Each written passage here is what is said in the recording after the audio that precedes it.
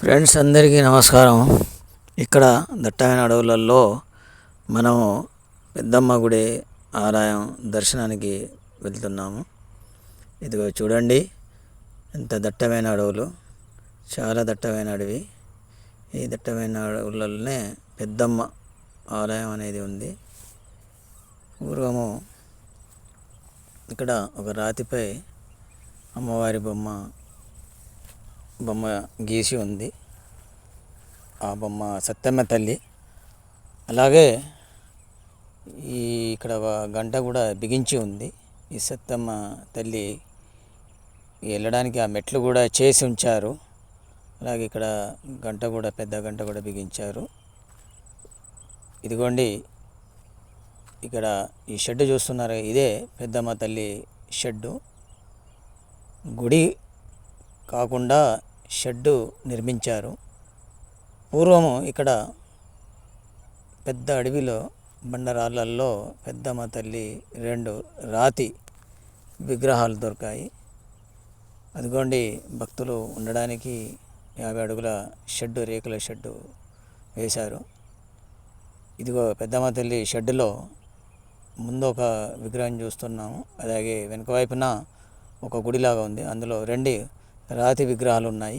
వాటికి రూపురేఖలు అనేటివి లేవు, ఓన్లీ రాయితో ఉన్న విగ్రహాలే. అలాగే పసుపు కుంకుమలతో ఇక్కడ పెద్దమ్మ తల్లిని పూజిస్తారు, కొలుస్తారు.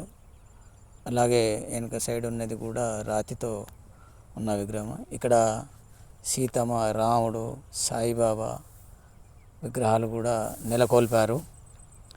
ఇక్కడ చూస్తున్నాం కదా, 2 రాతి బొమ్మలు ఉన్నాయి. పైన గంటలు కూడా ఉన్నాయి. మధ్యాహ్నం టైంలలో, భక్తులు లేని టైంలో పరదానం జరుపుతారు. చూడండి, షెడ్డు బయట ఎంత దట్టమైన అడవులు, కూర్చోవడానికి సిమెంట్ బెంచులు, అలాగే మంచినీటి సౌకర్యం కోసం సింటెక్స్, అలాగే ఓ బోరింగ్ కూడా భక్తుల సౌకర్యాలుగా తీర్చుకోవడానికి, సౌకర్యవంతంగా ఉండడానికి బోరింగ్ కూడా పెట్టారు. ఇది చాలా చుట్టుపక్కల చాలా దట్టమైన అడవి. ఎటు చూసిన పచ్చటి చెట్లు, పెద్ద పెద్ద వృక్షాలు. ఆ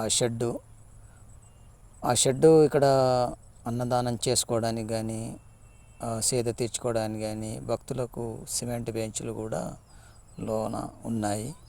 షెడ్డు పైన పెద్దమ్మ తల్లి అని పేరు రాయడం జరిగింది. అలాగే అన్నదాన సత్రంలా అని కూడా పేరు రాయడం జరిగింది. అదేవిధంగా ఈ షెడ్ నుండి 2 కిలోమీటర్ల దూరంలో సీతమ్మ పాదాలు ఉన్నాయని కూడా రాయడం జరిగింది. భక్తులు పూర్వం నుండి ఇక్కడికి రావడం జరుగుతుంది. పూర్వీకులు ఏమంటారంటే 1886 సంవత్సరంలో ఇక్కడ విగ్రహాలు దొరికాయని అంటారు. అక్కడ రాసే ఉంది. ఇప్పుడు మనం చూస్తున్నాం చూడండి, అక్కడే రాసే ఉంది. అక్కడ రాయడం కూడా జరిగింది. అదిగోండి, చూస్తున్నారు కదా. 1886 నుండి ఇక్కడ అమ్మవారు పెద్దమ్మ తల్లి అనేది అందరి మొక్కులు తీరుస్తుందని ప్రగాఢ నమ్మకం అన్నట్టు. నేను కూడా ఇక్కడికి వచ్చిన తర్వాతనే అక్కడ చదవడం జరిగింది.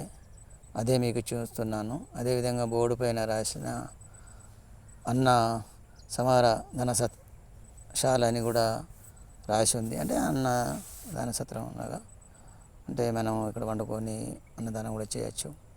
అదేవిధంగా చూసారు కదా, ఒక బాణం గుర్తు కనబడుతుంది.